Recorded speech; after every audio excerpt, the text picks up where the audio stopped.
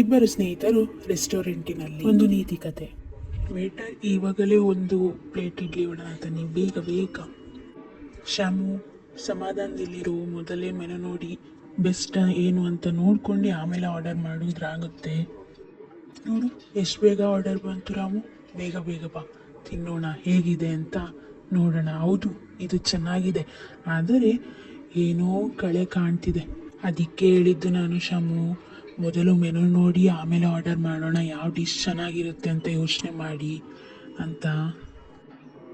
ಹೌದಲ್ವಾ, ಯೋಚನೆ ಮಾಡಬೇಕಿತ್ತು ಸ್ವಲ್ಪ. ನೀನೇನೋ ದೋಸೆ ಆರ್ಡ್ರ್ ಮಾಡಿದ್ಯಪ್ಪ, ನಿಂದೇನೋ ಸ್ವಲ್ಪದ್ರಲ್ಲೇ ಬರುತ್ತೆ, ತಗೋ ನೋಡೋಣ ಅದು ಹೆಂಗಿರುತ್ತೆ ಅಂತ. ನೋಡು ಬಂದೇ ಬಿಡ್ತು ನಿನ್ನ ದೋಸೆ, ಎಷ್ಟು ಚೆನ್ನಾಗಿ ಕಾಣಿಸ್ತಿದೆ ಅಂತ. ಅದು ನಾನು ಯೋಚನೆ ಮಾಡಿ ಆರ್ಡರ್ ಮಾಡಿದ್ದು ರಾಮು. ಅದಕ್ಕೆ ಹೇಳೋದು, ನೀನು ಇನ್ನೊಂದ್ಸಲ ತೀರ್ಮಾನ ತಗೋಬೇಕಾದ್ರೆ ಯಾವ್ದು ಚೆನ್ನಾಗಿರುತ್ತೆ ಯಾವ್ದು ಚೆನ್ನಾಗಿರಲ್ಲ ಅಂತ ನೋಡಿ ಯೋಚನೆ ಮಾಡಿ ತೀರ್ಮಾನನ ತಗೋ. ಈ ಕಥೆಯ ನೀತಿ, ಆಲೋಚನೆ ಮತ್ತು ಬುದ್ಧಿವಂತಿಕೆಯಿಂದ ನಿರ್ಧಾರ ಮಾಡುವುದು.